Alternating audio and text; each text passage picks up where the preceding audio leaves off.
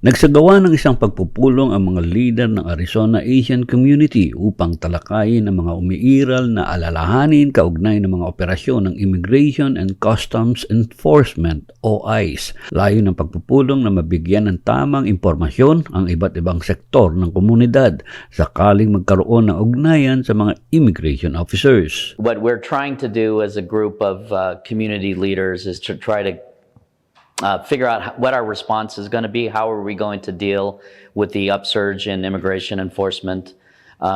We saw, of course, the ICE surge in Minneapolis, and it's rumored anyways that it's going to be moving to Phoenix now.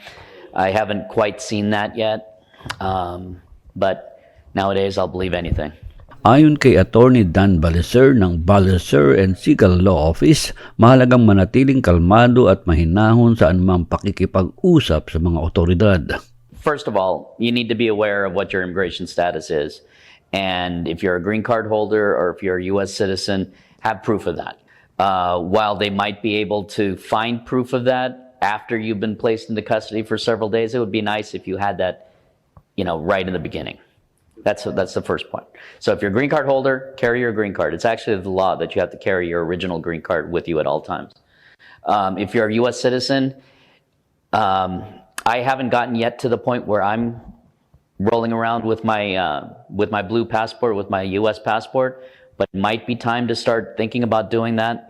I have a global entry card, so I have that. I have a real ID. I have that. The bottom line, you need to have your IDs. Ipinaliwanag ni Balicer na may karapatan ang bawat individual na malaman kung bakit sila kinakausap at kung may legal na dokumentong ipinapakita ang mga opisyal. If you do not have immigration status, just understand that if they find out that you don't have immigration status, they can put you into custody.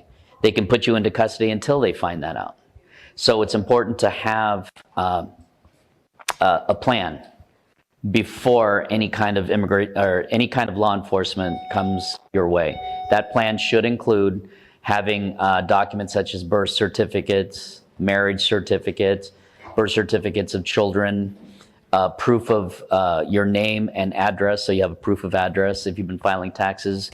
Have your tax returns available. Put them all in a file. Put them at home. Scan them. Put it up in the cloud. If you entered on a visa, have your I-94, your visa paperwork, all that stuff copied, the original saved, have that all ready.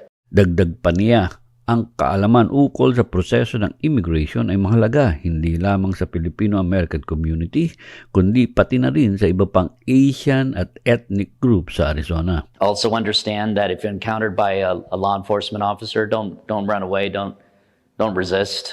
You're just gonna create potentially other different crimes. But you also don't have to be cooperative with them in the sense that you don't have to talk to them. If they ask you where you're from, you don't have to say it. Say that you want to remain silent, and make them do their jobs.